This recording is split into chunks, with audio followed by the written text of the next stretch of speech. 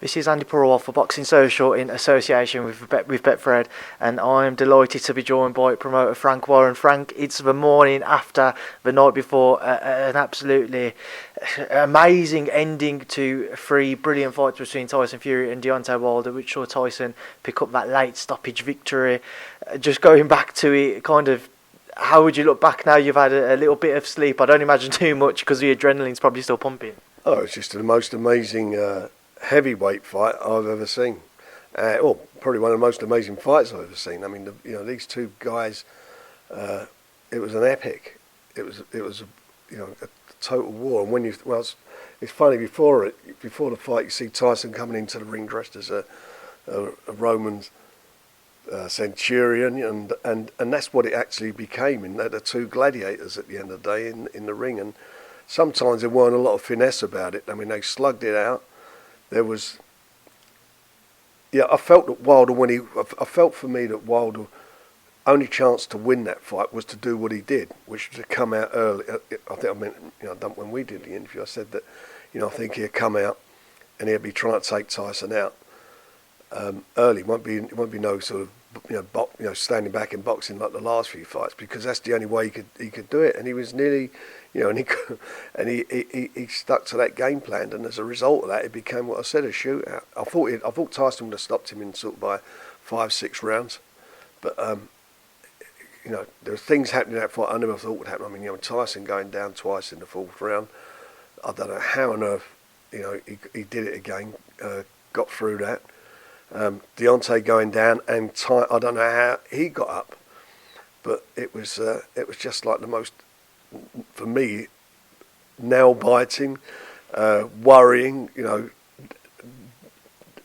Sort of took everything out of you. It just drained you watching it. And God knows what they must have felt like in the ring and what they give the two of them. I mean, they were two outstanding, brave fighters in there in a brutal fight, but. Tyson, for me, he's just a total modern day gladiator. I mean, that's what he is. He just will, there's no quitting him. There's no, you're going to get the better of me. Whatever it takes, he does to prevail, and he did it again. Frank, there's so many things there which you've mentioned, which I want to kind of pick up on, but let's just go through some of it. Firstly, just kind of Deontay's initial approach. We saw him in the first couple of rounds trying to work Tyson to the body, but throughout his game plan, did you see anything different in particular of how he wanted to try to get to Tyson? Yeah, well, first of all, I've got to say, I weren't sure, with his new trainer. With Malik, I weren't too sure how that was going to go, but Malik done well, and he got his tactics right. That first round, and he was throwing those body shots, but you could see what he was doing, and he was doing them long. He weren't like he was inside doing it. He was jabbing to the body and throwing a lot, but you could see he was trying to get Tyson to drop his hands, and he throws that sort of unorthodox looping right hand, and I felt that's what was going to happen. I've got to take that. That's okay. That's okay. Frank's picking that back up there. Obviously, you had another commitment to take care of. We was talking about the difference to Deontay Wilder last night, what he did differently to the past two bouts, and you was talking about Malik Scott's influence and how he did get it right for as long as what Deontay did last time. No, he did. I mean, that first round coming out throwing those long shots to the body, they were good tactics for him. They were good tactics, and he was there for a while, wasn't he? He was there, and he was competing, and he showed what a warrior he was. There was times when I felt like Tyson was not that much away from stopping him. He was just or one punch away from stopping him. But at the end of the day, it takes two to make a fight like that. It takes two guys to sort of bear everything, bear their souls, put everything on the line, and they both did that. And I take my hat off to Deontay Wilder and Malik Scott for what he did. I thought that Malik Scott done a real good job with him. Frank, that third and fourth round, could you ever imagine, or can you recall two rounds where you've been there live as dramatic as what they were? Look, there's been lots of dramatic moments in boxing, but there's heavyweight boxing and there's boxing. It's an old adage. And the fact is, I can't think of too many heavyweight fights like that. I mean, it was just something special. You know, you think about Bo Holyfield and great fights. This fight was something special. Absolutely something special.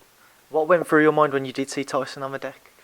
The second time, I was worried. Obviously, I was worried, and I thought I just thought he got a little bit careless. He got a little bit careless, and he got caught. But he got careless twice in that round. But he's dangerous. He's a dangerous man, Deontay Wilder. And he had nothing to lose. He had nothing to lose. He had everything to gain and nothing to lose, and that's how he fought. Frank, no handshake at the end of the fight. We saw Tyson go over to try and speak to Deontay, and I imagine say great fight and put their bad feelings aside. But what did you make of kind of Deontay's reaction? I don't know. I don't know what it is with Deontay. He was a bad loser in the last fight, a very bad loser. All the ridiculous excuses, and for him to do that after being one half of an epic fight, I thought was pretty sad, and it's a shame because Tyson went over to show his respect to him, and he couldn't accept it. So hopefully maybe he'll reflect on that, and he can hopefully when they meet up in the future, there'll be more of a. He can be more friendly and accept where he's at, but it was a shame. I don't think he does himself any favours sometimes. Frank, when the contracts were signed for the first fight back in 2018, could you have ever imagined it would have taken 3 years to complete a trilogy, but a trilogy as good as what we've got? Well, I mean, no, you wouldn't. But then again, we had COVID in between, didn't we? And that's what it was. If it hadn't been for the COVID, if it hadn't been for that, Tyson would have had the third fight with him a long time ago. There would have been no problems with arbitrations and things. That fight would have been out of the way, and he may have fought Joshua by then. But that's how life is. But then we would have been cheated with such a fight last night. We've never seen that fight, and that fight is there. That's an historic moment in world boxing, and probably one of the greatest performances from a British boxer ever. Where does that fight rank, Frank, for you in any event you've been to live? It's the best. It's the best, no doubt. Have you had a chance to look back on it yet? No, I haven't looked at it. I mean, I don't know if I've got. I don't know. Go through it, knowing the result now, I would, but I'm just to watch it back. No, I haven't had a chance to. But being there, watching that, participating, being involved in the promotion, all of us, we were privileged. We were really privileged. Bob's been in the business now. Was it 52 years? And I've been in the business for about 45 now. So between us, we've had a lot of experience, and both of us said this. We both agree on something. That's the best we've seen. Tyson's come back from battling his own mental demons, Frank, to picking up the one belt he hadn't had previously in the WBC. Well, I'm picking up that Ring magazine as well. Just an amazing story, really, isn't it, Frank, to come away with his victory on this trilogy night as well?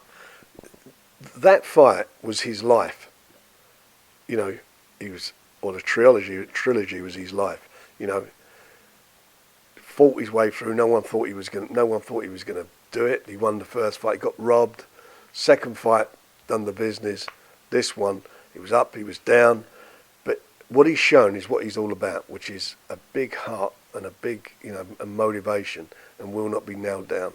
And for a guy to come back from what he come back from, all those, that dark hole he was in, with the drug abuse, the boozing, suicidal thoughts and tendencies, to overcome all those demons and get himself back on track.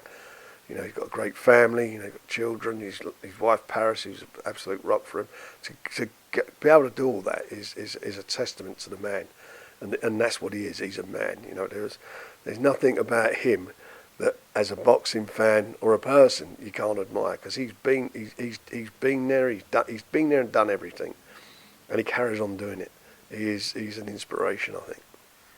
Frank, does it amaze you as well, in such a short space of time, the work that himself and Sugar Hill have done together, and the change in his past style of just being that slick boxer, boxing and moving, to now going in there, rushing his opponents and effectively stopping Deontay twice now? Well, Sugar's done a terrific job with him, and they bond, and it's a great thing to see the two of them, the way they work together. I'm really pleased. I think, and Tyson, said last night he paid tribute to Sugar Hill, as we all do. He's done a fantastic job with him. He doesn't like to compare himself to past heavyweights out of respect, and he doesn't like to talk about comparisons as to how he'd have fared against them. But Frank, in your opinion, how would Tyson Fury have ranked against a Mike Tyson, a Muhammad Ali, a Lennox, a George Foreman? The list goes on. Well, that's what we do as sports fans. We talk about, would this footballer be better than this footballer? Would the great Arsenal team of, the invincible teams be a better team than it is today, which is no, it would be. But as far as boxing is concerned, he's there. I mean, he is the greatest heavyweight of his era. He went to Germany, beat Klitschko in front of his home fans, 54,000 people, beat him, comprehensively outbeat him. As we just talked about, his well documented problems that he had. Then came back after 6 months, losing 150 pounds in 6 months. 2 quick warm-up fights, in with Wilder, gets robbed, beats him the next time, and then done what he did last night. He's gone on the road. Remember, he's not won. None of these fights took place in the UK, away from home, different countries. He's traveller by name, traveller by nature. He's a warrior. He is the standout heavyweight of his generation, and he'd be he's in any top 5 in my opinion. And some people may say he's the best, but one thing's for sure: you look at all those fighters, those great names, and Tyson Fury is there alongside them. And if you could ever make one of those matches, well, you can't. But if it ever were to happen, you look at this 6 foot, 6'9" guy, big man, and as fast as he is and so forth, they'd all have a big problem with him, and some of them would really struggle with him. Frank, is it as simple as what's next now? I mean, we have, as you mentioned, we haven't seen him in the UK for quite some time now, for quite a few years. Yeah. Is that something Tyson's keen to kind of make good of now, get back onto home shores? Look, he'll make his decision. There's no rush for anything at the moment, but he'll make his decision in the next few weeks what he wants to do, and then once he does, we'll make it happen. I'd love to see him fight in the UK again. It'd be great for the British fans, and I'd like him to feel the love from the fans, because he's, it gets, wherever he goes, he's a man of the people. It's not like he's not got this entourage around him or whatever. He's a man of the people, and I think if we could get him on again in the UK, that'd be a fantastic night. Obviously, we know the white Wiling mandatory will have to, I imagine, would take place next if the WBC were to enforce it. Is that the fight you guys are just kind of looking at now, or do you think something else could still pop up? At the moment, I'm really, I'm not really giving it a lot of thought. The whole team will have to sit down and we'll work it out. But Dillian White's got to get through Wiling first, and I don't know whether he will or he won't. I think it's a tough fight for him. Tyson actually thinks that Otto Wiling will beat Dillian. Well, that's what I said. It'll be a tough fight for him. I think he's going to have his hands full. Final one, Frank, before I do let you go. We've seen Tommy Fury out here. A lot of reports about between him and Jake. It's supposed to be close. Can you fill us in any more? It's very close. I'm just hoping we can get it over the line. And as I say, we've all been working very hard to make it happen, because they want it, and it's a very lucrative fight for Tommy. Very lucrative fight, and it's one that everybody wants to see. It. That's what they've all been talking about. As you said, everyone's talking about it. So, and I suppose again after last night and seeing the big man, they'll all want to see his brother in action. So fingers crossed we can get that over the line. I'm quite sure we will do. Exciting times ahead, Frank.